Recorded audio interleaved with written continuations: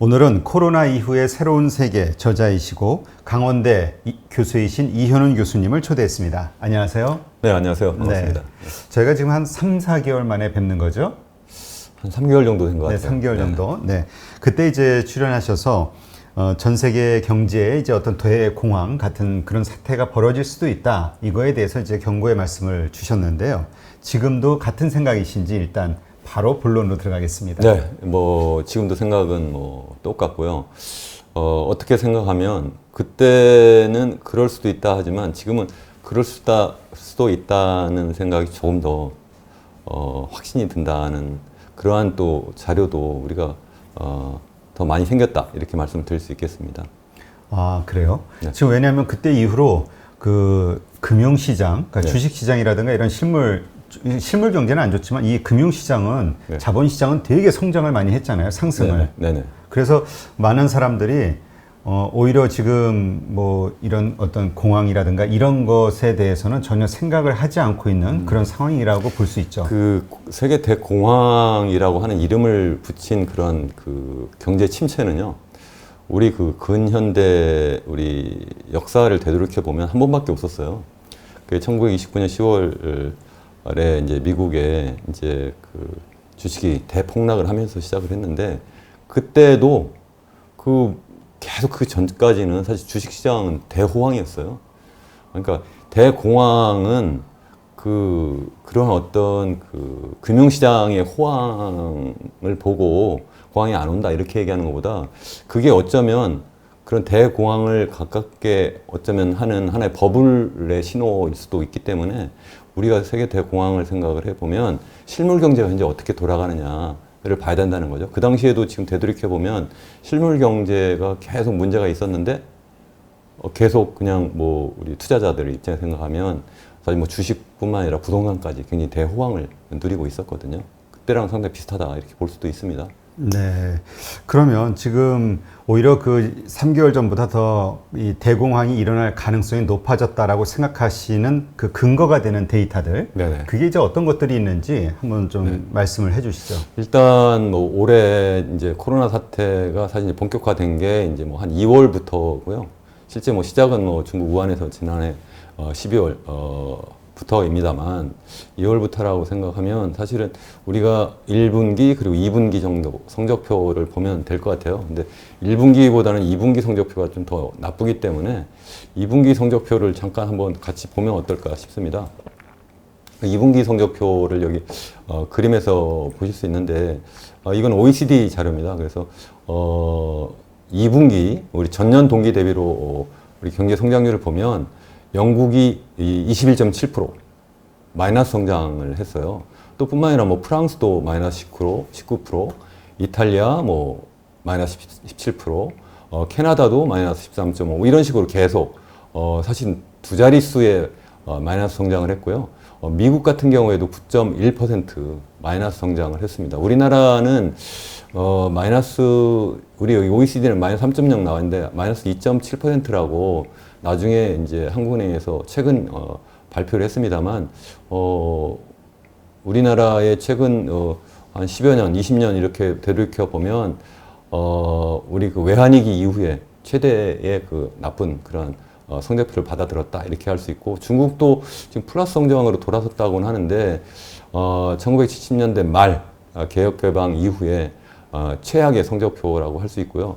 또 사실 그렇지만 또 저 숫자를 꼭 믿을 수 있느냐에 대해서는 사실 또 좀 의문을 가질 수도 있습니다. 그리고 또 우리 아시아도 함께 볼 필요가 있는데 아시아도 보면 말레이시아도 마이너스 17%, 필리핀 마이너스 16.5, 싱가포르도 마이너스 12.6, 일본도 마이너스 10% 이렇게 거의 다 두 자릿수예요.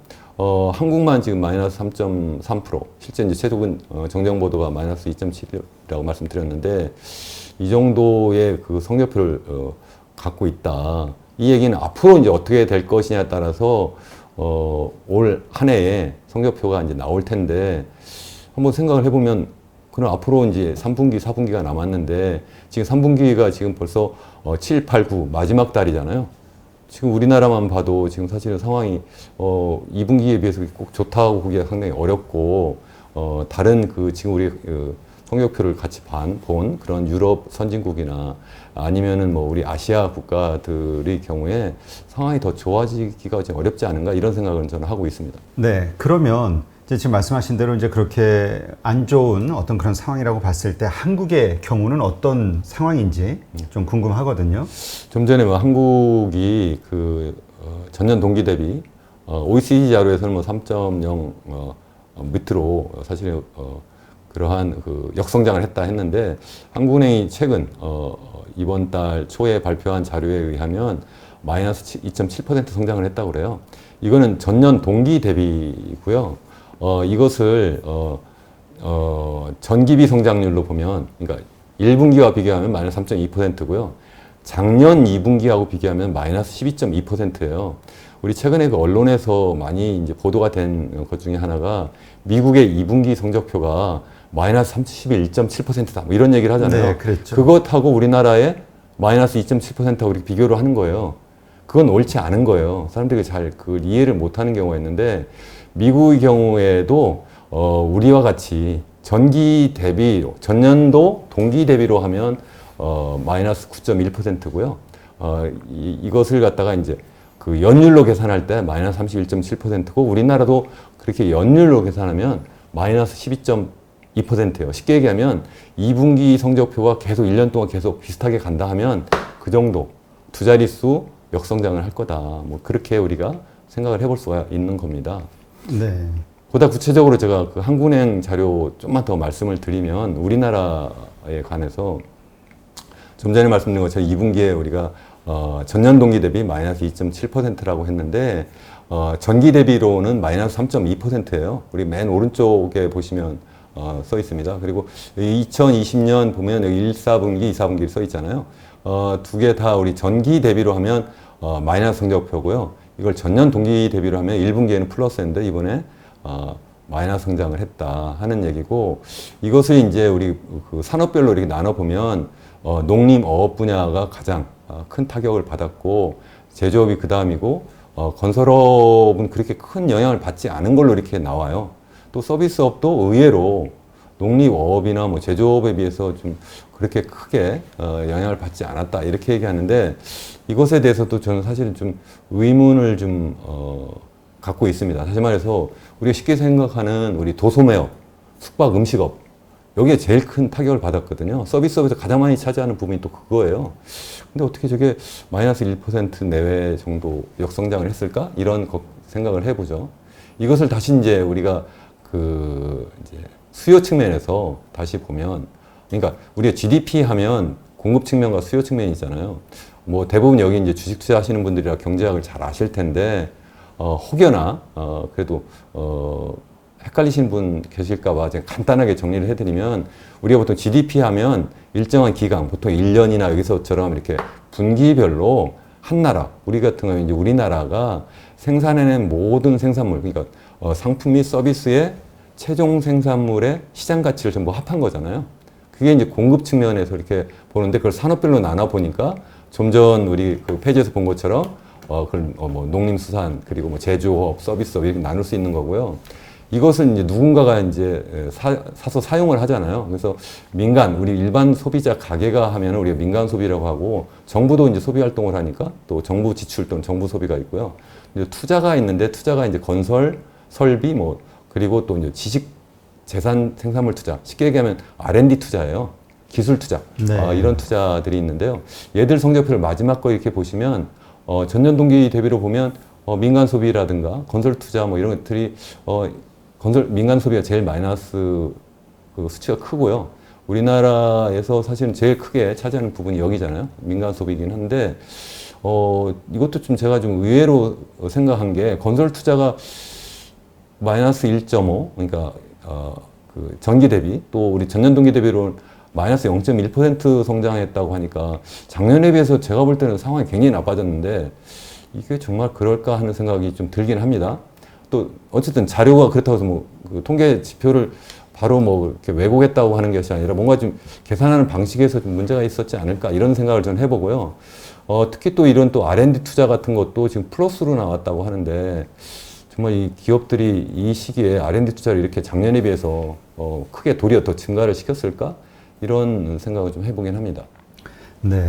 근데 아까 저 수치에서 보니까 건설 투자, 우리가 이제 내수 시장을 키우는 어떤 그 하나가 이제 건설 경기잖아요. 근데 네네. 건설 투자가 마이너스 폭인 걸 보니까 네. 내수가 많이 안 좋아졌다. 이렇게도 이해할 수 있겠네요. 그렇게 이해를 하는데 제 말씀은 그 내수가 이제 아까 말씀드린 소비라든가 아니면 이제 투자예요. 쉽게 얘기하면. 그리고 외수, 그러니까 외국이 이제 사는 것을 갖다가 우리가 수출이라고 하잖아요. 근데 우리가 또 외국 상품을 사기 때문에 수입이 있어서 수출에 수입을 받는 것을 우리가 순수출이라고 하는데 그것이 이제 GDP에 들어가죠. 들어가는데 제 말씀은 내수 중에서 소비 내수는 크게 그래도 좀 영향을 받았는데 건설 쪽은 의외로 크게 마이너스 영향을 받지 못했다, 않았다. 뭐 다행입니다만 현실에서 이렇게 보는 것과는 좀 차이가 있는 지표 같다 이런 생각은 좀 든다는 그러니까 오히려 말씀이죠. 실물적으로는 체감적으로는 저보다 그렇죠. 훨씬 높이 그렇죠. 그 경기가 안 좋았을 것이다. 건설 네, 그렇게 쪽이. 보는 겁니다. 네. 물론 이제 지금 경기가 안 좋지만 이거보다 사실은 더 크게 안 좋아질 수 있었잖아요. 네. 그때는 뭐 돌발 재난 재난 상황이니까.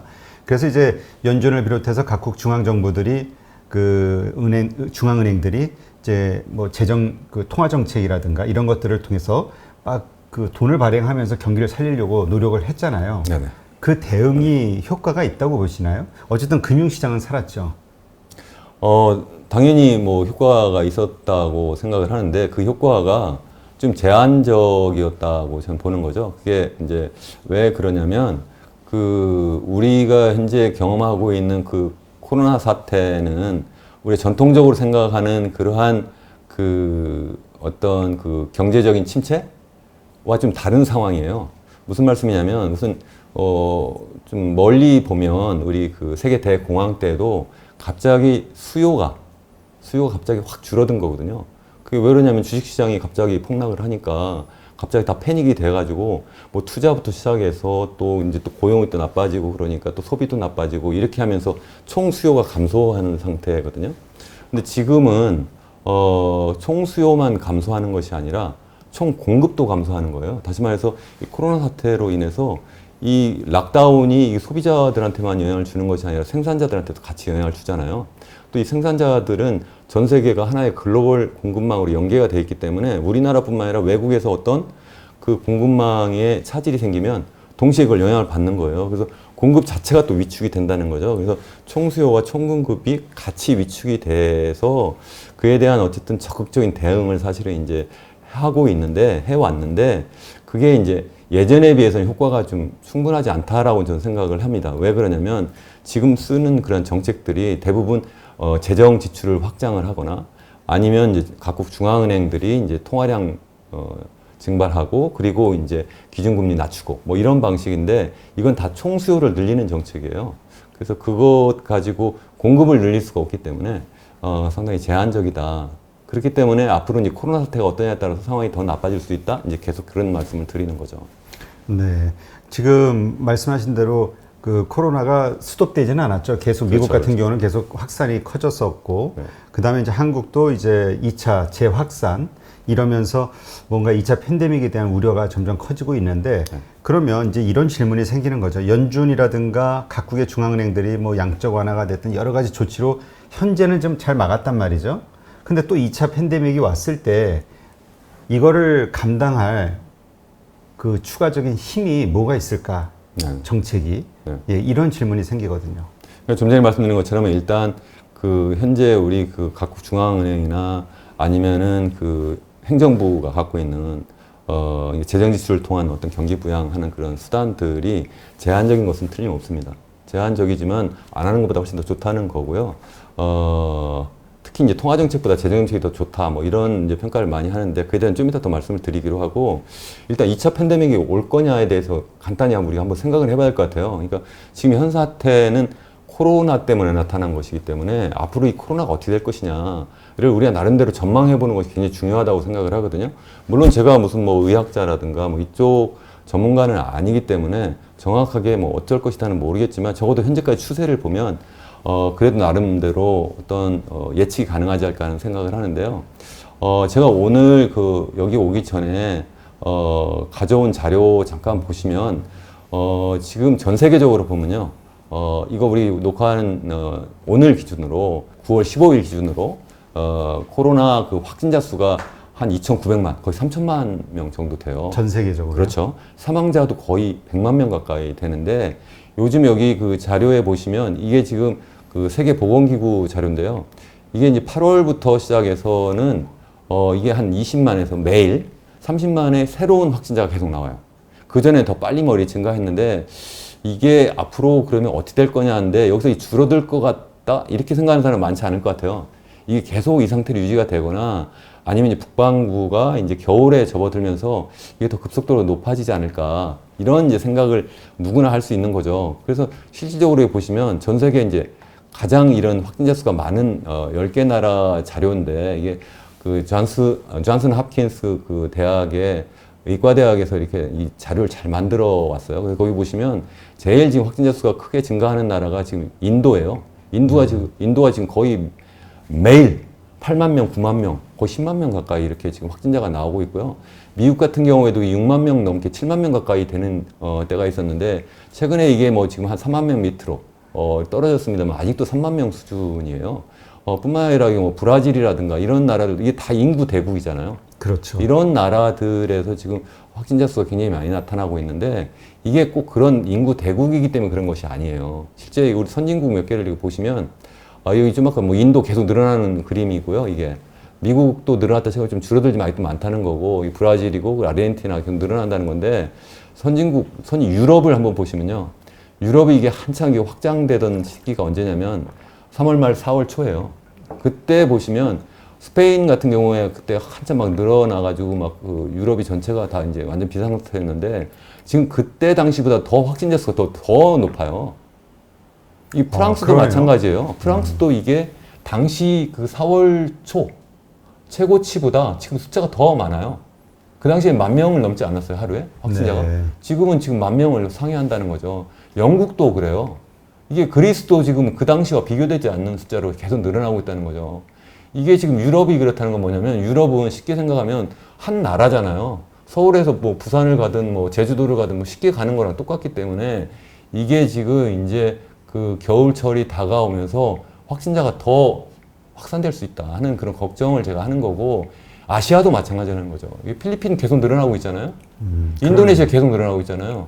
일본도 사실 정말 굉장히 늘어나는데 최근에 좀 잡는 것처럼 보이는데 이게 대체로 우리나라는 지금 잡았다고는 합니다만 이것도 지금 요 최근 사례에서 보는 것처럼 잠깐만 방심하면 확 늘어나거든요. 그래서 2차 그 팬데믹이 실제 올 가능성이 매우 크다. 이런 생각을 하는 거고요. 그런데 이제 문제는 여태까지 이제 그 IMF라든가 OECD라든가 월드뱅크라든가 아니 그런 그 세계 기구들이 그 경제 전망을 한 것들이 대부분 뭐냐면 처음에는 그냥 이 그 코로나 사태가 그냥 올 전반기에 확산되다가 후반기에는 사그라질 거다 이렇게 생각했는데 그게 다 틀렸잖아요. 그래서 이제 그 수정치를 계속 발표를 해요. 근데 수정치도 그러면 후반기에 그럼 전반기보다 더 크게 확산될 거다 이게 아니에요. 한 그 정도 될 수도 있는데 올해 말이면 다 없어질 거다 이런 가정이에요. 그럼 내년 그러면 전반기에는 괜찮을 것이라고 과연 볼 수가 있느냐는 거죠. 어떤 그러한 가정하에서 우리 또 한국은행과 또 우리 KDI가 또 그 우리나라의 그 경제 전망을 하는데 이 만약에 IMF나 OECD 이런 국제기구들의 그 기본 가정이 틀리고 전망치가 틀리면 우리나라 전망도 틀릴 수밖에 없다는 그런 말씀을 제가 드리고 싶은 겁니다. 네. 근데 지금 자료 데이터를 보니까 진짜 유럽 쪽하고 이게 생각보다 네. 진짜 4월이 아주 심각하다고 했었는데 그때보다 훨씬 월등하게 지금 계속 상승세로 올라가고 있네요. 네네. 그러니까 이러한 그래프를 보면은 실질적인 2차 팬데믹 겨울에 오는 거 아니냐라는 게 사실 그 근거 없는 얘기는 아니네요. 전혀 근거가 없고요. 실제 계속 늘고 있잖아요, 숫자가. 그러니까, 네. 실제 우리 1918년 우리 스페인 독감하고 현재 이제 코로나 팬데믹을 많이 비교를 하는데 그때도 1918년 연초에 처음에 1차 팬데믹이 왔다가 2차 팬데믹이 오면서 사실은 많이 죽었거든요. 거의 죽은 숫자가 다 사실 당시에 그때 뭐 적게는 2,500만부터 1억까지 죽었다고 하는데 그 사망자들이 대부분 2차 팬데믹이에요. 그래서 올 그 겨울철, 북반구에서의 겨울철을 정말 우리가 조심해야 된다 하는 생각을 해보고요. 어쨌든 현재 그러한 가정, 그러니까 적어도 뭐 2분기, 그러니까 그 후반부에, 올 그 후반부의 어떤 경기 전망을 그대로 믿으시지 마라. 저는 그런 말씀을 드립니다. 무슨 말씀이냐면, 우리가 보통 어떤 행사를 하거나 내가 무슨 개인 볼일을 볼 때 그 날씨 굉장히 관심을 많이 갖잖아요. 네. 기상청 날씨 믿을 수 있으세요? 저는 그거 믿다가 최근에 많이 제가 사실 낭패를 봐가지고 오늘도 제가 여기 오면서 일기예보 계속 틀리는 거예요. 이거 마치 예보가 아니라 일기 중계를 하는 거예요. 이게 사실은 우리 이 경제 전망도 거의 중계나 마찬가지인 것 같아요. 이 주식 뭐 투자 전문가라는 분들도 죄송한 말씀이지만 제가 보면은 그냥 뭐 예상을 한다, 이렇게 전망을 한다고 하는데 되게 두 가지 중에 하나인 것 같다는 생각이 많이 들어요. 하나는 뭐냐면 정말 몰라서 무식해서 용감하거나 죄송하지만 또 하나는 뭔가 다른 생각이 있어서 그렇게 얘기할 수 있지 않을까 이런 생각을 제가 해보기도 하고요. 또 한 가지는 그냥 희망에 섞여서 희망적으로 잘 됐으면 말하는 게 하는 아닌가 마음에. 그런 생각이 들고 그래서 여러분들이 사실은 진짜 본인이 판단을 잘해야 된다 그런 얘기를 그냥 듣고 마치 기상청이 올해 비 온다니까 내일 비 온다니까 그거 믿고 행사 준비할 수 없잖아요. 여러분들이 정말 그걸 잘 사실은 판단해서 행사 준비를 해야 되는 것처럼 그렇게 하셔야 된다. 네. 그런 생각을 좀 해봅니다.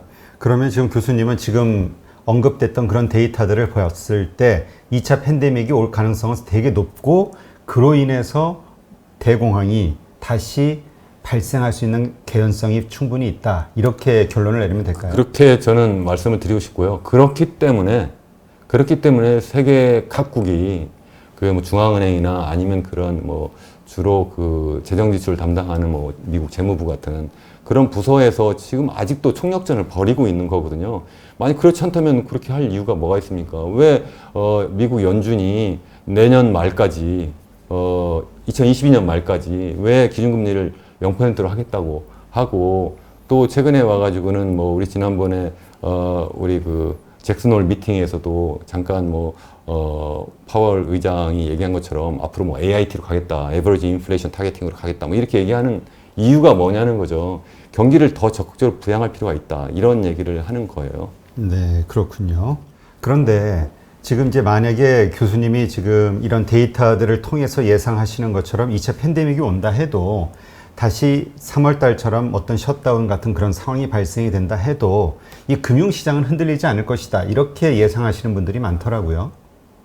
왜냐하면 이렇게 얘기하시는 분들이 네. 있어요. 3월 이후로 미국 아까 그래프 최고점까지 올라갔잖아요. 네. 미국이 상황이 그렇게 심각하게 올라갔을 때 자본시장은 어땠는가를 보자 이거죠. 자본시장도 증권시장이라든가 이쪽은 계속 상승하지 않았느냐. 상황이 어려워도 이제 이런 예를 들면서 2차 팬데믹이 와도 금융시장에는 뭐 별다른 어떤 지장이 크진 않을 것이다. 이렇게 얘기하시더라고요. 그러니까 계속 이제 그런 얘기인데요. 지금까지 추세가 괜찮았으니까 앞으로도 괜찮을 거다. 이렇게 얘기를 하는데 우리가 이제 보통 전망을 할 때 과거의 추세를 보고 전망도 하지만 진짜 합리적인 어떤 기대를 하는 거는 과거가 아니라 현재 주어진 조건 또 그에 따라서 앞으로 어떻게 대응할 것이냐를 보고 판단을 하는 거거든요. 그래서 우리 과거의 어떤 추세에 따라서 앞으로 괜찮을 거다. 사실 어떻게 보면 그렇게 생각하는 사람이 많은 것은 버블일 가능성이 더 크다. 우리가 과거 역사를 보면 아까도 잠깐 말씀을 드린 것처럼 세계 대공황 전에도 그랬고요. 우리 버블닷컴이 꺼질 때도 그랬어요. 그리고 또 우리가 2008년 세계 금융위기 벌어질 때도 미국에서 부동산 시장 거품이 막 엄청나게 커지고 있는데도 다 괜찮을 거라고 생각하니까 들어간 거 아닙니까? 그러다 그게 어느 순간 터지거든요. 그 거품이 터지는 거는 두 가지 중에 하나예요.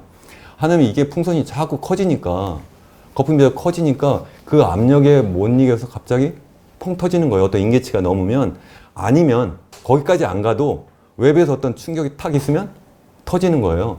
실제 보면 우리 과거의 역사서 보면 이런 경우가 많아요. 우리 닷컴 버블 꺼질 때도 약간 그랬고 2008년 2007년부터죠. 사실은 그런 조짐이 나타난 것은 세계 금융위기 터질 때도 이 미국 연준이 돈을 줘요. 돈줄을.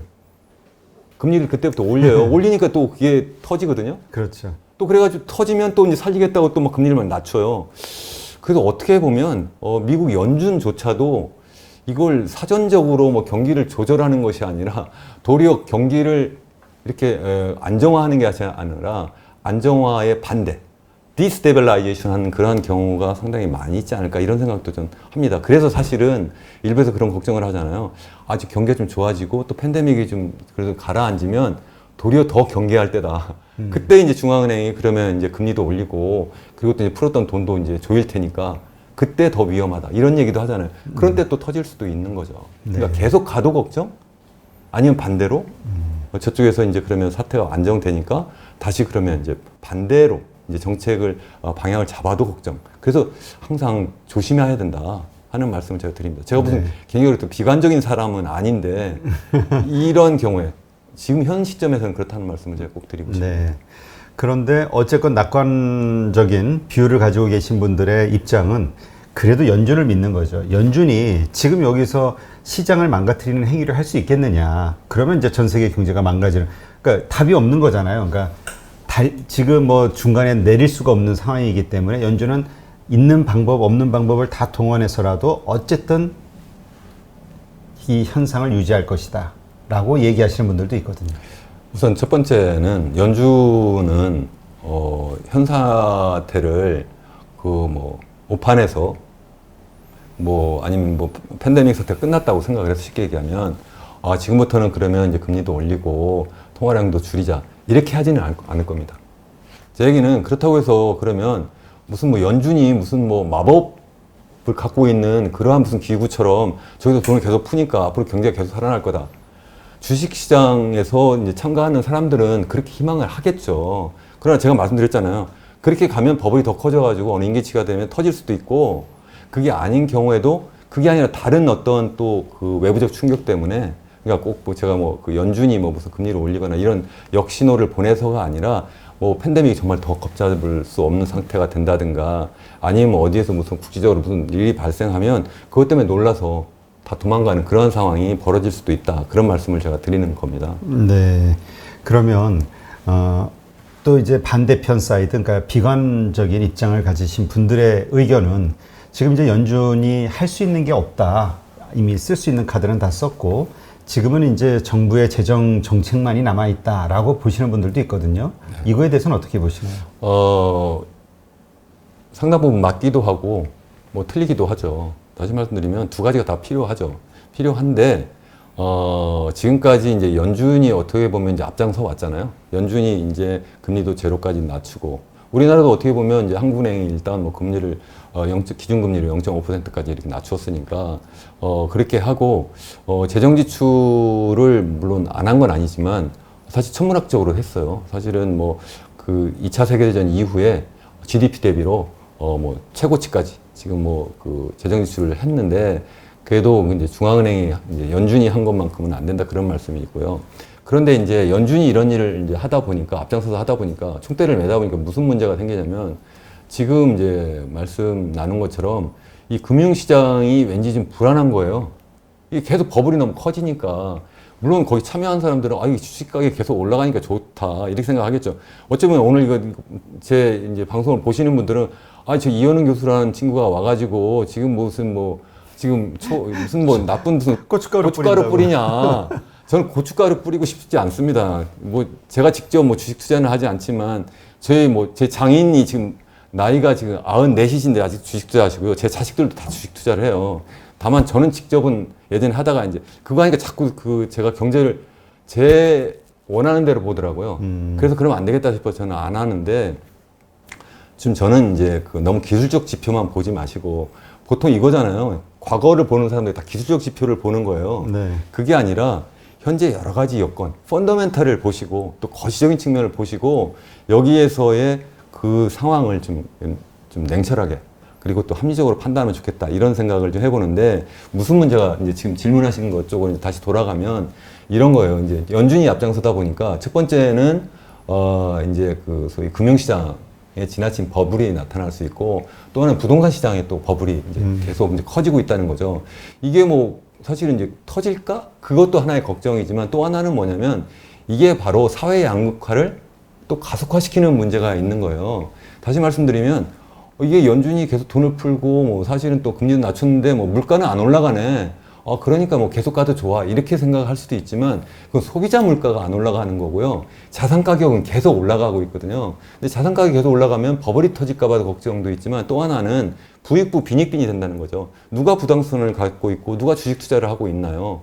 이게 다 사실은 어떻게 보면 상위 소위 그 소득이 많은 사람들 또 부가 많은 사람들이 대부분 하고 있기 때문에 계속 부익부 빈익빈에 이런 문제가 발생한다는 그러한 이제 비판이 많이 있는 거고요. 그렇다고 해서 뭐 연준이 이걸 직접적으로 이제 하기가 굉장히 어렵다. 그렇지만 이제 최근에 나온 얘기는 그러면 아예 연준이 최후의 last land of resort 해가지고 그러니까 마지막 최후의 실질적으로 이제 자금을 시중은행뿐만 아니라 이제 기업들이나 이제 그 일반 가게까지도 할 수 있지 않냐 뭐 이런 얘기까지도 있긴 한데 현재 실제 그렇게까지는 많이 안 하잖아요. 한다고 했습니다만 실제 회사채를 사실은 매입한 건 얼마 되지 않는데 이게 그러니까는 이제 재정 지출을 차라리 해라. 재정 지출을 더 열심히 해라. 근데 재정 지출을 계속 하니까 문제가 뭐냐면 미국 같은 경우 우선 당장에 지금 뭐 GDP 대비 거의 뭐 100%에 이제 육박하고 있는데 이거 계속 이렇게 가면 안 되지 않느냐 뭐 이런 걱정을 하는 거고요. 나중에 어떻게 갚지? 그러니까 그러면 이것을 중앙은행이 받아줘라. 그러니까 그러니까 결국 하는 얘기 뭐냐면 우리 재무부가 국채를 발행하면 이거 뭐 연준이 계속 사주면 되지 않느냐. 그러다가 나중에 너무 그게 커지면 소각하면 되는 거 아니냐. 이제 이렇게 얘기가 나오면서 실질적으로 이제 어떻게 보면 이제 총대를 메고 이제 앞장서 가는 소대장은 이제 재무부고 뒤에서 이제 이렇게 실탄을 보급하는 그런 병참의 역할은 이제 좀 연준이 하는 그런 이제 상황이 이제 실제 많이 좀 전개되고 있는 게 아닌가 뭐 이런 얘기도 사실 하고 있습니다. 네. 근데 지금 말씀하신 것처럼 지난번 그 파월 의장이 언급했던 게 현재 이렇게 그때 흑인이 경찰총에 맞아서 죽는 그런 사건이 벌어졌을 때 사실은 이제 양극화에 대한 우려가 커졌었잖아요. 사회적으로 네, 미국도. 그렇죠. 네. 그거에 대해서 정말 마음이 아프고 정말 위급하게 생각하고 있다라는 점을 이제 반복적으로 이야기를 했잖아요. 네네. 그러니까 이제 그러면서도 그러니까 본인들이 이제 할 수 있는 것들은 그런 걸 해소하기 위해서 최대한 노력을 하겠다 이런 뉘앙스의 이야기를 했고요. 그러나 실질적으로 연준이 그러한 것들을 실현시키기 위해서 할 수 있는 방식은 지금의 금리 인하 이거 말고는 없는 건가요? 금리 인하 말고도 좀 전에 말씀드린 것처럼 직접적으로 이제 최후의 보루가 되는 거죠. 그러니까 시중은행들한테 돈 풀었더니 자기들도 부도 날 염려가 있기 때문에 돈이 이게 정작 필요한 기업이나 아니면 그러한 가게한테 가지 않는 거예요. 그러니까 직접 아예 연준이 직접 빌려주면 안 되느냐 뭐 이런 논의가 있는데 현실적으로는 그러한 것의 가능성을 언급한 정도 수준이고 실제 그렇게 많지는 않다. 수백억 달러 정도 뭐 이렇게 얘기를 하는데 진짜 회사채를 매입한 것은 일반 가게에는 전혀 하지 않았고요. 다만 이제 지금 이제 미국 재무부하고의 이제 어떤 협치를 이제 협력을 통해서 할 수 있는 방법이 재무부가 한다는 것은 뭐냐면 필요한 부분에 선택적으로 외과 수술을 하는 거잖아요. 그런 외과 수술을 할 때 자기는 뒤에서 계속 실탄을 보급을 하겠다. 계속 의약품을 보급하겠다. 이렇게 할 수 있지 않겠느냐. 뭐 그런 얘기가 되겠습니다. 네. 메인 스트리트에, 그러니까 우리 재난지원금이라고 해서 미국 국민들에게 몇백 불씩인가요? 그렇게 보내줬잖아요. 네네. 예. 그런 것도 실질적인 지금 말씀하신 현대통화 이런 MMT, 이거와 연결되는 게 아닐까요? 사실 뭐 연결이 그쪽으로도 되고요. 또 소위 얘기하는 Universal Basic Income, 소위 우리 간단히 기본소득하고도 연관이 되는데요. 사실 그 얘기도 좀 드리고 싶은데 그 얘기 하려면 간단하게 우리 거시경제학이 그동안 어떻게 전개되어 왔는가 잠깐 말씀을 드리고 글로 넘어가는 게 더 좋을 것 같은데 그렇게 하면 어떨까요? 네, 그래도 그러시죠. 좋을까요? 그러니까 지금 사실 어떻게 생각하면 이 코로나 사태로 말미암아 우리 거시경제학의 어떤 큰 패러다임이 이제 바뀌고 있는 것 같아요.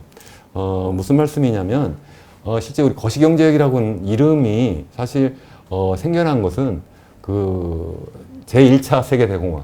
그러니까 여태까지 세계대공황 한 번밖에 없었는데, 앞으로 가능성이 있다고 생각을 하고, 1차 세계대공황이 발발하던 때부터예요. 그게 이제 1930년대잖아요. 29년 말에 시작했으니까. 30년, 거의 10년 동안 계속이에요. 그래서 39년 세계대전이 터지면서 이제 본격적으로 이제 사실은 이제 경제가 회복이 되긴 했는데 그때까지 거의 10년 동안 거의 잃어버린 10년을 그때도 했었던 거죠. 그때 이제 케인즈가 이제 영국의 경제학자면서 영국의 관료 역할도 하고 그때 막 그랬어요.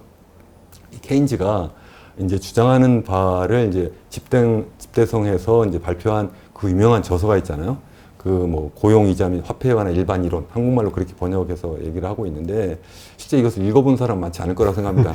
저도 안 읽어봤고요. 읽기가 굉장히 난해하다고 그래요. 우리 경제학자들은 사실은 이걸 수식이나 그래프로 표시하면 쉬운데 이분이 수식도 별로 안 쓰고 그래프도 별로 쓰지를 않았어요. 이분이 사실은 그 대학에서 수학을 전공한 사람이고 또 통계학을 전공한 사람인데도 불구하고 수학을 그렇게 많이 쓰지 않았어요. 그러다 나중에 이걸 뭐 존 힉스라든가 이런 사람들이 이제 그 ISLM 모형이라든가 뭐 이런 걸 가지고 이제 수식화하고 또 그 뒤에 이제 그 케인즈 학파가 이제 수학적으로 그걸 증명해내고 막 이렇게 했었는데 기본적으로 이제 케인즈가 주장하는 바는 뭐냐면요. 이 그 자본주의 시장 경제라는 거는 근본적으로 공급보다는 총공급보다는 총수요가 계속 부족한 상황이다. 이게 만성적인 이유 어떤 그 부족 사태가 있다.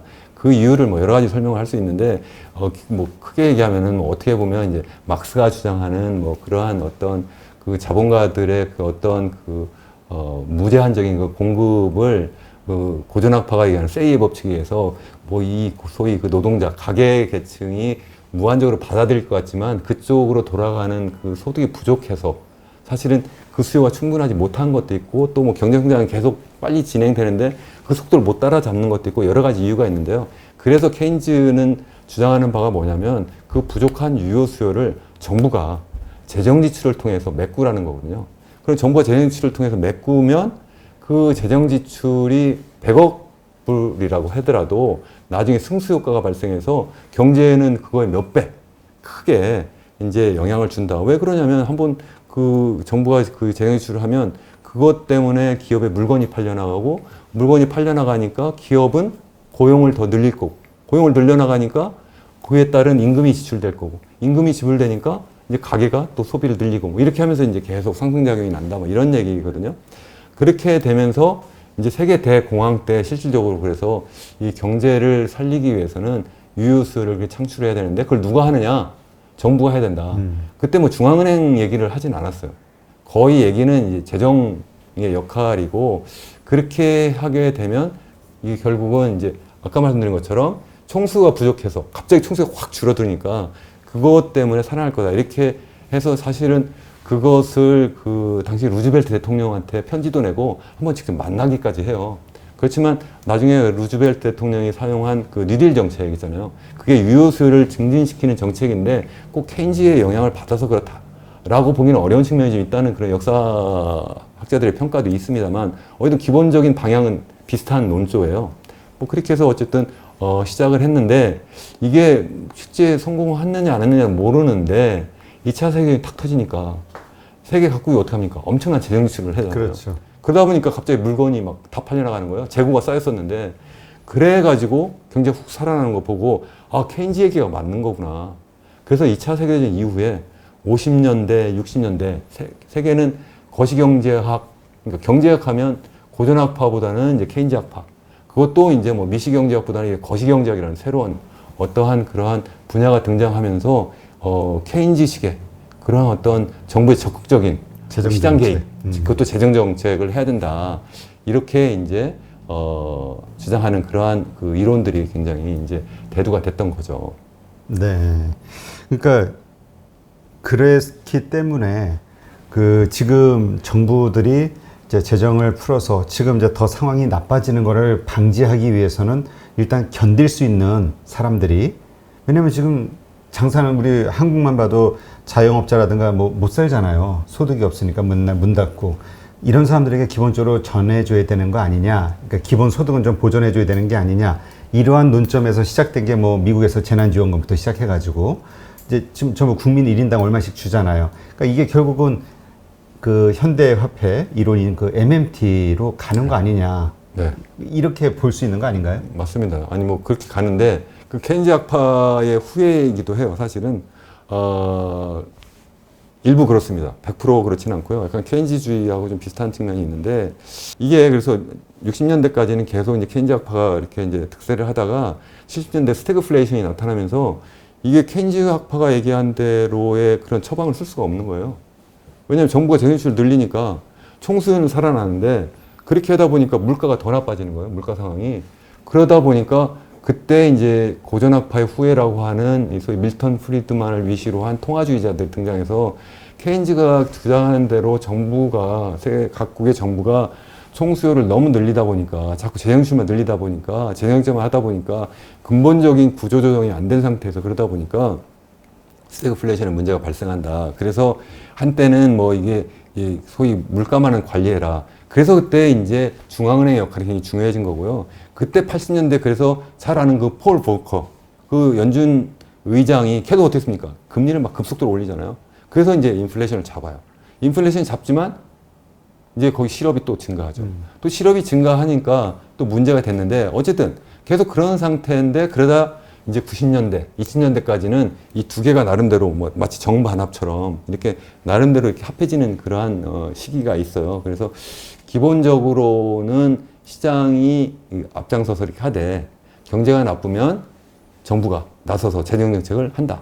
그리고 또 통화 정책도 적극적으로 그래도 거기에서 이제 지원을 한다. 뭐 이 정도의 이제 정책. 그래서 뭐 우리가 잘 아는 것처럼 우리가 소위 네오클래시컬 케인지안 신세시스라고 이렇게 얘기를 하고요.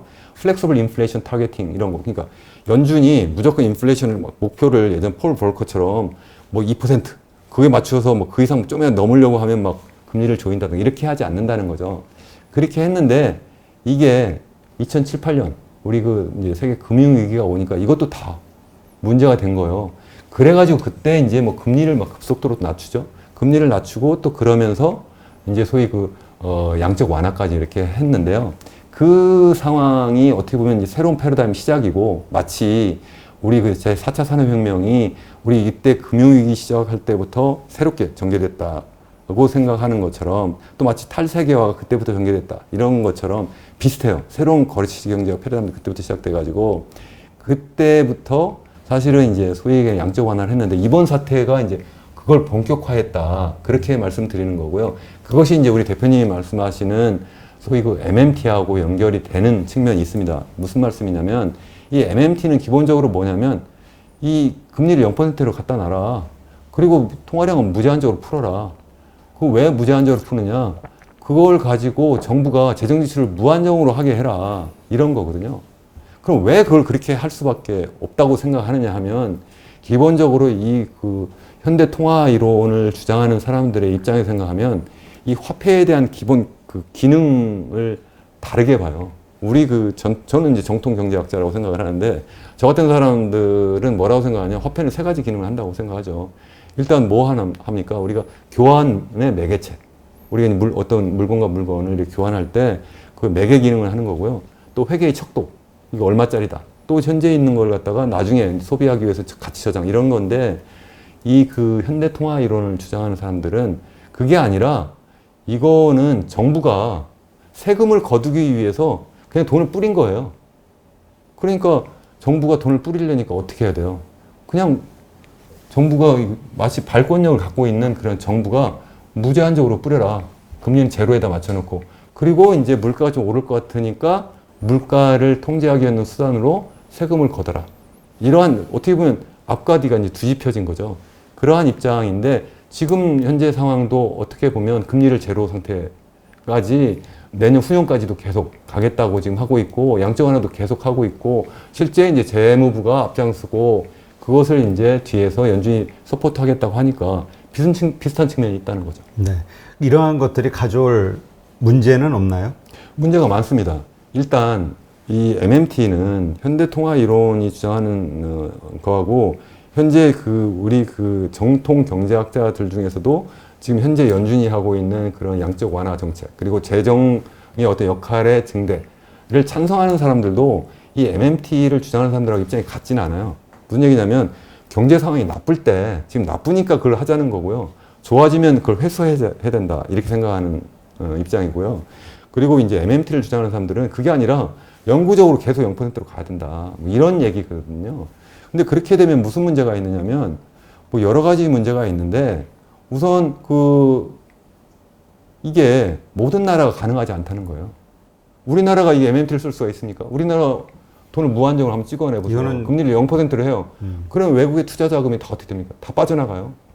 이런 거는 발권력을 갖고 있는 정말 일부 국가들, 대표적으로 미국, 뭐 그리고 또 이제 소위 그 유로존, 그러니까 소위 그 거기서는 뭐 당연히 미국만큼은 아니지만 전 세계 기축 통화로서의 상당 부분을 이제 차지하고 있으니까 뭐 미국이 한 60% 거기 한 30%가 치면 그런데 가능하고요. 그리고 일부 가능하다면 뭐 일본 정도 이 정도 가능하고 나머지는 이게 가능하지 않을 뿐만 아니라 이런 기축 통화국들이 이렇게 통화를 남발하게 되면 국제적인 어떤 금융시장의 어떤 불안정성이 커질 거라는 거죠. 이게 큰 문제라는 거고 또 이게 지금 공짜 같지만 결국은 인플레는 올 거다. 역사적인 경험에서 보면 돈을 많이 풀면 결국은 인플레는 어느 나라에서든 왔다는 거죠. 또 그런 문제가 있는 거고 또 기축통화국이 또 계속 기축통화국이냐 그걸 계속 풀어버리면 언젠가는 그러면 그에 대한 신용을 믿지 못하고 새로운 국가가 기축통화국의 지위를 차지할 수도 있지 않느냐. 그게 뭐 중국이 될 수도 있고 또 새로운 어떤 그 나라가 나타날 수 있는 거죠. 그런 문제가 사실 있다는 겁니다. 네. 그리고 이렇게 발행을 남발하게 되면은 그러니까 미국에서 MMT를 정말 구체적으로 실현을 시키면 뭐 한국이나 중국 같은 미국의 국채를 엄청나게 가지고 있는 나라들은 이건 엄청난 손해 아닌가요? 바로 그겁니다. 결국은 이게 좀 전에 말씀드린 근린 궁핍화 정책이 될 수 있다는 거죠. 그런 일부 국가는 괜찮은데 이 결국은 자기네가 막 그걸 갖다가 남발을 하면서 자기네 국채 가격 똥값을 만들어 버리면 죄송하지만 그러면 그걸 투자한 그러한 개도국은 어떻게 되냐 신흥국은 이러한 문제가 발생하는 거고요.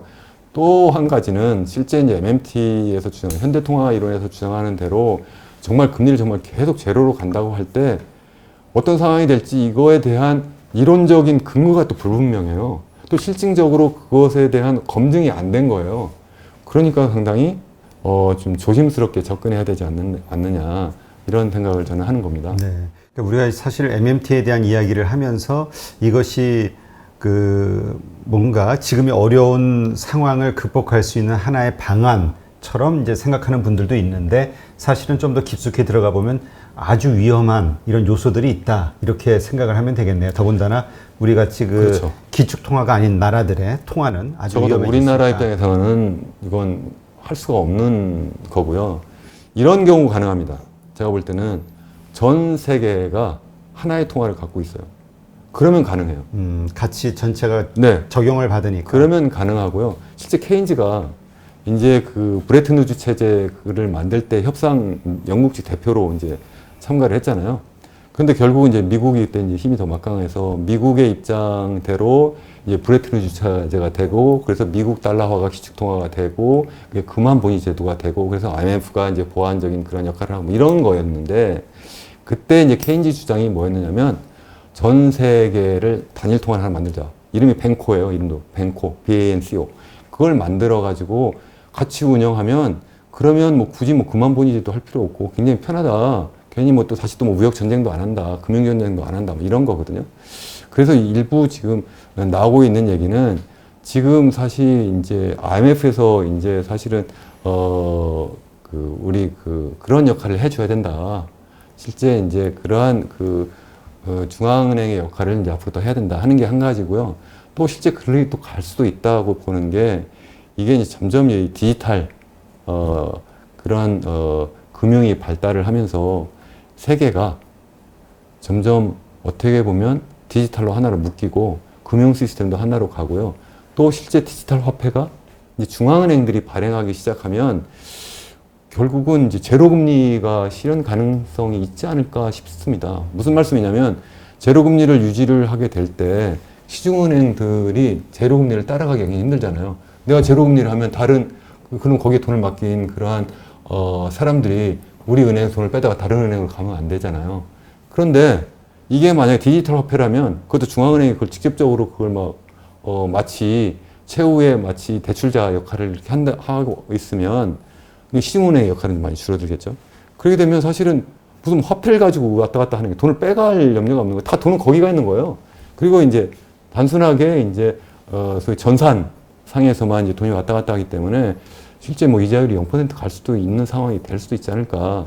실제 이게 전혀 얼토당토하지도 않는 건 아닙니다. 실제 이걸 제일 앞장서 주장하는 사람 중에 하나가 이게 스테파니 켈튼이라고 하는 그 스토니브룩 대학의 교수예요. 이분이 사실은 뭐 전혀 어떻게 보면 경제학 우리 그 정통 경제학 쪽에 생각하면 우리 이제 각종 뭐 여러 가지 뭐 학술 뭐 행사가 있고 학술지가 있고 거기에 이제 그걸 논문을 발표하고 검증을 받아야 되는데 제가 이렇게 검사를 해보면 이분의 논문이 거의 없어요. 거의 논문이 없는데 최근에 이분이 이제 이렇게 이런 이론이 부상하게 된 건 두 가지예요. 하나는 환경이 그런 환경이 된 거예요. 이분이 그러니까 어떻게 보면 가설처럼 이렇게 그런 주장을 했는데 환경이 아까 말씀드린 것처럼 2007, 8년 세계 금융위기가 되면서 이게 미국 연준이 양적 완화를 하고 금리를 거의 제로로 막 떨어뜨리고 다시 또 이렇게 되니까 또 그런 상황이 된 거고요. 이분이 또 제도권에 편입이 되는 거예요. 실제 미국의 그 상원에 소위 트레저리 커미티 이쪽에 이 사람 치프 이코노미스트 됐어요. 민주당 추천으로 그런 역할도 하고 또 그 올 초에 미국의 대선에서 민주당 후보 중에 한 사람이었던 그 우리 버니 샌더스의 참모 역할을 했어요. 그래서 이걸 이렇게 하면 됩니다. 그래서 이렇게, 버니 샌더스가 그렇게 얘기를 했군요. 그렇죠. 공약을. 그런 공약이 거기에 실제 반영이 되니까 이게 뭐냐 해 들여다 보니까 뭐 이런 얘기구나 한 거고요. 또 요즘 얘기하는 그린 뉴딜도 사실은 이 그 현대 통화 이론에 입각해서 돈 어디서 마련할래? 아, 찍어내면 된다. 찍어내면 그거 어떡할 건데. 그러니까 다시 말해서 재무부가 지출을 하는데 그 지출했는데 그 돈이 어디서 나오냐. 굳이 세금 증서 안 해도 된다. 그냥 중앙은행이 그걸 갖다 발권하면 된다. 이렇게 주장하는 그러한 사람들도 자꾸 늘어나고 있는 거죠. 네. 근데 이제 그러한 어떤 행보에는 기본적으로 그런 어떤 관계된 사람들이 믿고 있는 게 인플레이션이 발생하지 않을 것이다. 그래도 디플레이션이 발생할 수 있는 가능성이 높으니까 이제 그렇죠, 이야기가 나오는 그렇죠. 거잖아요. 네네. 네. 그래서 제가 그 말씀 한번 드리고 싶은데요. 이렇게 이제 바뀌는 게, 그러니까 저는 아까 말씀드린 것처럼 이게 이제 과거 추세를 보고 이제 기술적인 어떤 그 앞으로 향후 전망을 하는 것도 중요하지만 큰 그림을 좀 우리가 볼 수 있는 능력을 키우면 좋겠다고 생각을 하는데요. 이 소비자 물가가 사실은 인플레이션을 대표하는 그러한 이제 지표이기도 한데요. 이 소비자 물가가 계속 상승하는 것이 이제 지속적으로 많이 나타나면 우리가 인플레이션이라고 하는데 이게 제가 이제 그림을 하나 제가 가져왔는데 이 70년대 이후에부터 보면 이 주요 국가예요. 이게 지금 뭐 미국 그리고 또 우리 그 유로존 그리고 영국, 일본, 한국 우리가 한국이니까 이렇게 같이 나보면요. 이게 지금 소비자 물가 상승률, 인플레이션율이 계속 줄어들어요. 그동안 사실 돈 계속 풀고 그랬잖아요. 우리가 우리 8년, 9년에 그때 돈 많이 푼 적도 있었고 지금도 막 풀고 있는데 이게 소비자 물가 상승률이 그렇게 크게 나타나지 않더라는 겁니다. 그런 것들이 하나고요. 또 한 가지는 뭐냐면 이 금리도 계속 지금 아까 말한 것처럼 낮아지고 있어요. 이 금리가 다시 또 높아지면 걱정인데 높아지면 어떻게 정부가 사실은 그렇게 계속 국채를 발행할 수가 있어요. 그럼 언젠가 갚아야 되는데 이게 지금 10년 만기 국채 수익률인데요. 이것도 제가 지금 주요 국가들 걸려 다 가져왔는데 이 추세만 보세요. 이거 캐나다, 프랑스, 독일, 이태리, 일본, 영국, 미국인데요. 추세가 계속 줄어들고 있어요. 우리가 계속 돈을 풀었는데 이게 2007년 그때 우리 그 금융위기 나기 바로 직전이거든요. 네. 그런데도 이게 국채 수익률이 계속 주는 거 보면 이게 예전하고 지금 뭔가 좀 환경이 바뀌었다 하는 겁니다. 그래서 돈이 많이 발행이 됐는데도 줄어드니까. 네네. 그러니까 이런 이유 때문에 네. 돈을 더 막 풀어도 된다라는 논리가 나오는 거 아니에요? 그러니까요. 그런 논리가 나오는 거고요. 그렇지만 제가 아까 말씀드렸잖아요. 그 추세 때문에 앞으로 이런 추세가 간다. 이게 아니라 그럼 왜 그렇지를 우리가 생각해야 된다는 거죠. 그럼 왜 인플레이션이 계속 그럼 줄어들었을까요? 제가 수업을 하면 이렇게 물어보는데 네. 우리 대표님께서 대답을 하시는 것도 제가 또 대답을 해야 되니까 네. 제가 하면 이런 거예요. 한번 생각해 보세요. 왜 인플레이션이 계속 낮아졌습니까? 지난 우리 한 90년, 2000년, 2010년 지금까지 이렇게 생각을 해보면 첫 번째가 뭐냐면 중국 팩터예요. 중국이 등장하면서 전 세계에서 막 싼 물건을 갖다가 막 거의 뭐 무한정으로 공급했지 않습니까? 그러니까 싼 물건이 들어오니까 이게 결국은 인플레이션이 나타나지 않는 거예요. 소비자 물가가 안 높아지는 거예요. 첫 번째가. 두 번째는 뭐냐면 이게 세계가 자동화가 막 계속 나타난 거예요. 그게 제가 언제부터라고 제가 보느냐면 소위 그 2008년 이후에 4차 산업혁명이 많이 나타나면서 그래서 로봇이라든가 아니면 최근에 뭐 AI, 빅데이터, 뭐 3D 프린팅 뭐 이런 것들이 다 사실은 뭡니까? 노동자들의 어떤 그 물적인 노동력, 그 정신적 노동력을 다 대체하는 기술들이에요. 그러다 보니까 이게 뭐 경제가 좀 좋아지는 것 같아도 임금이 안 올라요. 임금이 올라야지만 그게 이제 물가로 전이가 될 거 아닙니까? 그게 오르지 않는다는 거예요. 또 세 번째는 뭐냐면 이게 우리 70년대 생각해 보면 왜 물가가 올랐습니까? 오일 때문에, 오일 가격 때문에. 오일 시작 때문에 올랐잖아요. 근데 이게 오일 가격이 안 올라요. 왜 그래요?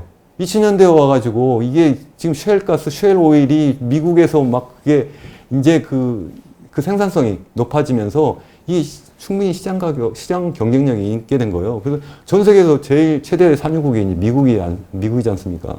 그러다 보니까 이게 또 원유 가격, 생산 원료 가격이 또 싸졌다는 거예요. 그게 세 번째고 또 한 가지는 인구 고령화가 되면서 이 세계적으로 경제 성장 잠재력이 자꾸 떨어져요. 또 동시에 또 소득이 양극화되면서 부자가 뭐 많이 부자되고 가난한 사람 상대적으로 덜 부자가 되니까 중산층이 똑같이 부자가 되면 그래도 뭐 어느 정도 그래도 수요가 늘어날 텐데 수요가 따라가지 못한다는 거예요. 수요가 따라가지 못하니까 또 이 인플레이션이 충분히 나타나지 않았다. 뭐 이런 주장이고요. 금리도 내친 게 한 번 더 말씀드리면 금리도 이렇게 계속 높아지지 않아 도리어 떨어지는 이유도 비슷합니다. 이게 왜냐 인구 고령화 때문에 전반적인 성장 잠재력이 떨어지고 그러다 보니까 사람들이 다 이게 앞으로 내가 이게 저도 어렸을 땐 제가 80세까지 사는 줄 알았어요. 그러다 제가 한 4, 5년 전에 우리 학생들 자네들 한 90세까지 살 거야. 최근에 100세 얘기했다가 120세 얘기하거든요. 저도 제가 볼 때는 저는 100세까지 우리 대표님이나 저는 100세까지 살 거고 그리고 우리 학생들은 한 120세까지 살 것 같아요. 그러면 어떡합니까? 막 지금 써제 끼면 됩니까? 저축을 해야죠. 저금을 해야죠. 노후에 저축이 따뜻하게 많이 난다는 거죠. 그리고 아까 말씀드린 것처럼 또 소득 양극화가 점점 더 심해지면서 이게 부자들은 이 소비 탄력성이 크지 않아요. 소득의 소비 탄력성이. 그러다 보니까 이게 또 다시 또 자꾸 저축은 많아지고 하니까 금리가 낮아지는 그러한 상황이 되고 그러한 환경 때문에 이게 물가가 낮아지고 금리가 낮아지니까 우리 재무부에서는 미국 같은 경우 아니면 한국이나 아니면 전 세계가 다 비슷해요. 그러니까 이 국채를 계속 발행해도 크게 부담을 못 느끼는 거고요. 또 중앙은행들도 계속 발행해도 뭐 물가 걱정이 별로 없구나. 네. 그게 추세 때문이 아니라 이런 상황을 파악하니까 그렇다는 말씀입니다. 그러니까 이러한 상황들을 그러니까 우리가 당연히 이러한 상황들에 대해서 안도하는 게 아니라 이러한 그럴 수밖에 없는 그 위급한 상황들 때문에 이제 그 결과가 나오는 거니까 그렇죠. 우리는 뭔가 경각심을 가져야 된다. 이렇게 이해를 하면 될까요? 그렇습니다. 네. 그 현재까지는 이제 그런 제가 말씀드린 뭐 물가 같은 경우에 제가 한 5가지 요인을 말씀드렸고 금리가 계속 떨어진 것에 한 2가지 말씀드렸는데 뭐 학자마다 보는 개념이 다를 수도 있어요. 네. 제 말씀만 듣고 이거 100% 맞다 이렇게 하시면 정말 안 됩니다. 우리 학생들한테도 항상 얘기하는 게 뭐냐면 내 얘기를 항상 비판적으로 생각해라. 그래서 자네들의 생각을 정리해라. 그러니까 여기서도 마찬가지로 여러분들의 생각을 정리하는데 그렇다고 댓글에다가 막 악플 달지 마시고요. 욕을 쓰지 마시고 그냥 본인이 판단을 잘 하셔가지고 하시라는 그러한 말씀을 제가 꼭 드리고 싶고 제가 틀릴 수도 있다 하는 말씀을 제가 드립니다. 네. 근데 이제 지금 새로운 경제 환경에 대해서 이제 5가지 언급을 하셨는데 이것을 포함한 지금 이 세계가 완전히 이제 새로운 세계로 코로나 이후로 뭔가 바뀌었다. 이런 얘기가 많잖아요. 근데 이제 여러 가지 일어나는 어떤 사건들을 보면 이번에 연준에서도 사실 그 금리 정책을 포기한 거잖아요. 인플레이션 정책을 금리로 잡는 그 정책을 지금 완전히 발상의 전환이 된 거잖아요. 이러한 식으로 뭔가 어떻게 지금 이 세계가 바뀌고 있다 우리가 이해를 할 수 있을까요? 제가 말씀드린 거는 이게 앞으로 어떻게 될 거냐가 굉장히 중요하잖아요. 네. 그게 우리 이제 주식 투자하는 분들도 마찬가지고 저도 이제 경제를 가르치고 또 실제 또 경제 활동하는 사람으로서 굉장히 궁금하죠. 네, 이쪽으로 좀 오시고. 네, 이게 궁금한데 지금까지 제가 말씀드린 거는 지난 한 10여 년 동안 전개되고 있는 상황을 말씀드린 거고 앞으로 계속 그렇게 될 거냐에 대해서 우리가 한번 생각을 해봐야 될 것 같아요. 대체로 그렇게 갈 것 같아요. 뭐 인구 고령화가 뭐 바뀌겠습니까?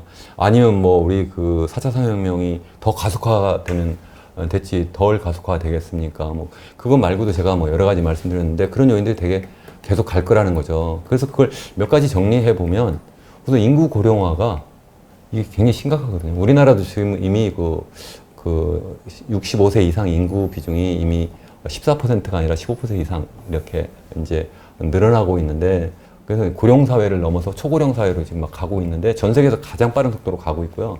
이미 유럽이나 아니면 일본 같은 경우에는 이미 초고령 사회예요. 그래서 제가 뭐 자료를 하나 가져오긴 했었는데 그냥 뭐 안 보여드려도 뭐 여러분들 다 잘 아시겠지만 이게 지난 한 20여 년 동안 세계 선진국들의 그 GDP 상승률이 계속 낮아져요. 이게 우리나라만 그런 게 아니라 다 낮아져요. 그게 뭐 한 가지는 이 소위 그 고령화 때문에 그런 거고요. 또 하나는 뭐 선진국이면 아무래도 뭐 경제 구조가 이제 고도화되니까 새로운 그 어떤 성장의 어떤 그 가능성이 줄어든다 뭐 이런 얘기를 하는 경우도 있어요. 이머징 마켓하고 달리 거기는 뭐 기존 그 선진국들이 한 기술을 뺏기면 되니까. 근데 여기 새로운 것을 개발해야 되니까 그러기 어렵다 뭐 이런 얘기도 하는데 아무튼 이게 그 계속 그 성장이 줄어들고 있다는 거고요. 인구 고령화 때문에. 또 물가도 아까 봤는 것처럼 계속 낮아질 거고 저금리도 고착 가능성이 크고 그렇기 때문에 뭐 재무부가 계속 그 정부 지출을 크게 부담 갖지 않고 늘릴 수 있고 또 그거를 중앙은행이 받아줄 수가 있다. 그래서 그건 계속 갈 수도 있다는 거고요.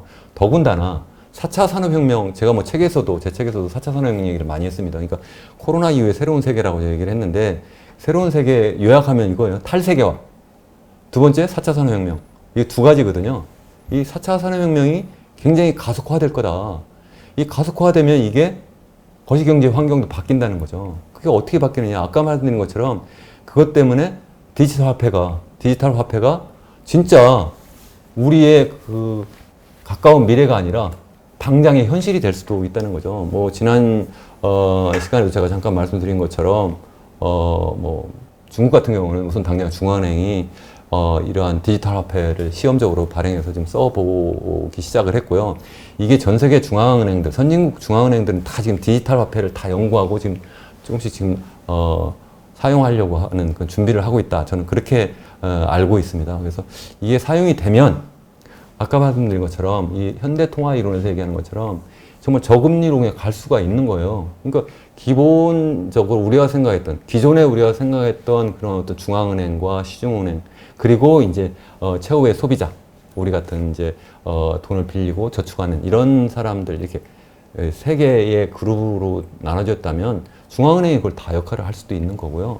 또 더 나아가서는 세계의 공통화폐가 또 케인즈가 주장한 그러한 세계 공통화폐가 또 나타날 수도 있다 하는 그러한 말씀을 또 드리고 또 한 가지는 지구 온난화가 이게 사실은 새로운 경제 환경이에요. 이것 때문에 뭐 지구 온난화와 관련한 뭐 여러 가지 뭐 신재생 에너지라든가 여러 환경 관련된 산업에 대한 투자도 많이들 하시고 많이 이득도 보고 이렇게 하시는데 지구 온난화 때문에 앞으로 이 세계 각국 정부의 재정 지출 수요가 굉장히 커질 거라고 생각을 합니다. 또 돈을 또 많이 쓰게 되고 그걸 또 돈 어떻게 쓸 거예요? 결국은 또 돈을 찍어내자 이런 주장이 나올 거고 또 이 소득 양극화를 또 해결하기 위해서도 중앙은행이 앞장서서 하는 것이 아니라 정부가 행정부가 앞장서고 그래서 채권을 발행하고 그래서 선택적으로 외과적 수술을 이 재무부 행정부가 하고 그리고 중앙은행은 뒤에서 이제 병참창고라고 해야 되나요? 어떤 후방기지 역할을 이렇게 할 거다. 그러다 보니까 중앙은행의 역할은 좀 떨어진다? 뭐 이렇게 할 수도 있지만 두 가지 다 중요하죠. 다만 역할이 좀 다르다. 뭐 그렇게 생각해 볼 수 있지 않을까? 저는 그렇게 생각을 합니다. 네. 그러면 이제 우리가 앞으로 이제 말씀하신 이러한 저런 그 기반들을 바탕으로 우리가 지금 뭔가 변화를 해야 되는 것들이 있다면 어떤 것들이 있을까요? 지금 일단 뭐 우리 국가적인 차원에서 어떻게 해야 될 것이냐도 있고 또 이제 개인 어떤 입장에서 특히 뭐 투자자로서 아니면 뭐 소비자로서 또 아니면 우리 노후를 대비하는 우리 그 일반인의 입장에서 뭐 생각이 좀 여러 가지 다르게 있어야 할 거라고 생각을 하는데 일단 모든 그러한 경제 참가자들에게 공통적으로 적용되는 것은 첫 번째는 지금은 혁명적인 상황이다. 저는 그 말씀 꼭 드리고 싶어요. 지금이 여태까지 우리가 이렇게 왔으니까 앞으로 이렇게 갈 것이다라고 생각하면 그럼 우리가 패착이다. 마치 내가 지금까지 우리 뭐 아버지 세대는 뭐 80세까지 사셨는데 이게 앞으로도 내가 그렇게 살 것이다. 그게 아니잖아요. 제가 제 장인 얘기를 잠깐 아까도 잠깐 했는데 지금 93세, 94세신데 한국 나이로 이분이 최근에 핸드폰을 이 그 스마트폰을 바꾸셨어요. 그 전에 그냥 아날로그 폰 그거 썼어요. 그럼에도 불구하고 주식 투자하셔가지고요. 이분은 연금도 없었어요. 제가 하나도 도와드리지도 않아요. 가끔 도리어 저희들한테 용돈을 주세요. 주식을 해서 돈을 버세요. 이분은 어떻게 하냐면 절대로 기술 투자를 안 하세요. 워렌 버핏 같은 이런 형식으로 하세요. 그래서 몇 개의 그 펀더멘탈을 보시고 몇 개의 그런 어떤 가치가 있는 그러한 기업들을 골라서 그것도 한국 주식만 하세요. 이분은 외국 주식을 하시지 않으시고요. 그걸 가지고 하는데 항상 따세요. 불경기까지. 그래서 거기 가시면 그 증권사에 가면 거기서 그래도 가면 대접을 하는 이런 상태인데 처음에는 얼마 가지고도 안 하셨어요. 제가 이렇게 길게 말씀을 드리는 거는 여러분들도 제 장인도 그런 말씀을 하세요. 이거 핸드폰 이거 바꿔보니까 내가 진작 바꿀 걸. 난 한 80쯤 남짓 살다가 난 죽을 줄 알고 안 바꿨는데 계속 산다 이거. 지금도 약 하나도 안 드세요. 보약도 안 드세요. 약 정말 하나도 안 드세요. 근데도 지금 저렇게 건강하시고 정신적으로 건강하셔서 주식 투자하시는 거 보면 여러분들은 더더욱 그럴 거고 앞으로 더군다나 혁명적인 상황에서 앞으로 긴 세월을 그 혁명적인 상황에 살기 때문에 그에 대한 대비를 잘 하셔야 된다. 그런 말씀을 드리고 싶고 그렇다면 어떻게 전개될 거냐 제가 아까 뭐 여러 가지 말씀드렸는데 첫 번째는 새로운 경제 환경에서 정부의 재정 지출 수요는 굉장히 커질 거다. 그래서 정부가 역할을 많이 할 거다. 이거는 결국 뭐냐면 큰 정부가 앞으로 많이 나타날 거다. 이거는 어쩔 수 없어요. 전 세계적으로. 우리나라뿐만 아니라 미국이나 중국이나 뭐 그 전 세계적으로 다 그럴 가능성이 크다는 거고요. 이거는 사실은 뭐 기술적으로도 그래요. 이게 4차 산업혁명이 이렇게 이제 확산되면서 중국을 보세요. 그 중국이 이제 계획 개방하고 막 이럴 때 미국이 중국하고 손을 잡고 WTO에 가입하는데 가장 앞장서서 이렇게 도와준 이유는 뭐냐면 이렇게 해주면 이 사회주의 계획 경제가 처음에는 사회주의 시장 경제까지만 했다가 나중에 사회주의를 버리고 자본주의로 오지 않겠느냐. 그리고 또 일당 독재가 아니라 민주주의 체제로 바뀌지 않겠느냐. 이렇게 생각을 했는데 시진핑이 딱 등장하면서 지난 10여 년 동안 반대로 가고 있잖아요. 이게 과연 시진핑 한 사람의 문제인가? 한 사람의 역할 때문인가? 꼭 그게 아니라고 생각을 해요. 무슨 말씀이냐면 4차 산업혁명이 딱 전개되면서 이 사회주의 계획 경제가 가능한 상황으로 자꾸 가는 거예요. 그러니까 경제 구조가 복잡해지고 커지면 이게 중앙에서 모든 것을 다 계획하고 통제하고 분배하고 그렇게 할 수가 없다고 생각을 했는데 그게 가능하잖아요, 이제.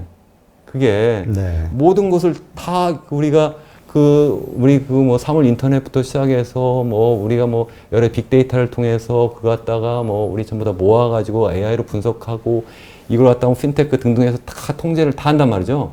이렇게 하니까 중앙정부의 역할이 굉장히 커질 수밖에 없다는 거고 실제 재정지출 수요도 굉장히 커질 거고 그래서 공격적인 재정정책이 나올 거다. 통화정책은 그것을 보완하는 것이 될 거다. 뭐 이런 말씀이고 또 아까 말씀드린 것처럼 디지털 화폐가 등장할 가능성이 굉장히 크니까 그걸 또 대비하는 것도 필요하지 않을까 그런 생각을 좀 저는 하고 있습니다. 이게 뭐 저 개인적인 그 투자자들께 제가 조언을 드리지는 못하고요.